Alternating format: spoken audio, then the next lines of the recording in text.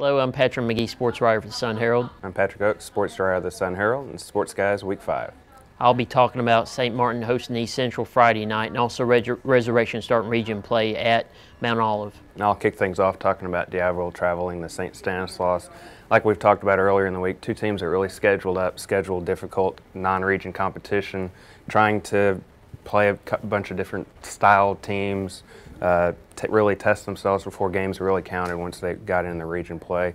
It's shown, you look at St Stanislaus, a team that went to the 4A championship last year. They're 1-3 to start the year, but they've played some big teams in St. Paul, Brother Martin, Gulfport, even Long Beach.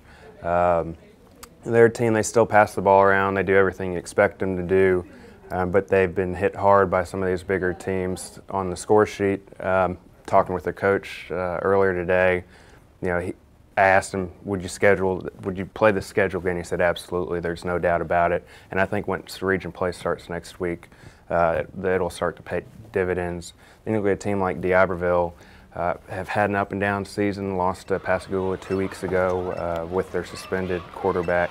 He was back last week and they really put it on Oak Grove, 44-21. Broke out the trick plays.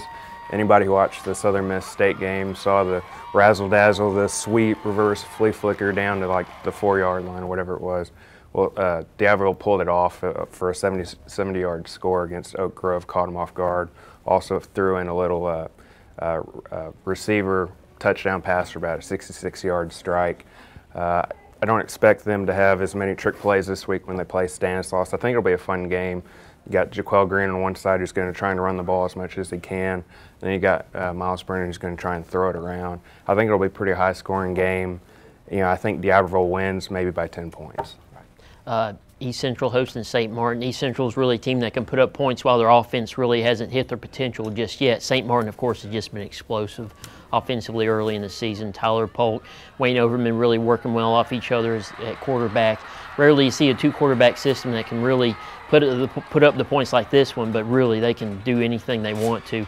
And then you have a Caleb Reddix, a receiver, Ham Magee, a freshman cornerback, a nice little player also on offense. So you see St. Martin probably winning this game. But East Central, at some point, they're really going to pick it up on offense. A.J. Davis at running backs got nearly 700 yards so far this season. He's a guy that can still break free, 250 yards maybe a game, something like that. But I think St. Martin wins by 2-3 touchdowns in that game. As far as the Resurrection going to Mount Olive, Resurrection's really dominated teams defensively. Their offense really ain't kicked in the gear yet. They got a sophomore quarterback, Blake Porter, who's still kind of learning his way, feeling his way through the offense. They're really running the ball well. Patrick Watts, guys like that, carrying the load on offense. So I see Resurrection going to Mount Olive, winning easily to start things off. We appreciate you watching. We'll see you next week.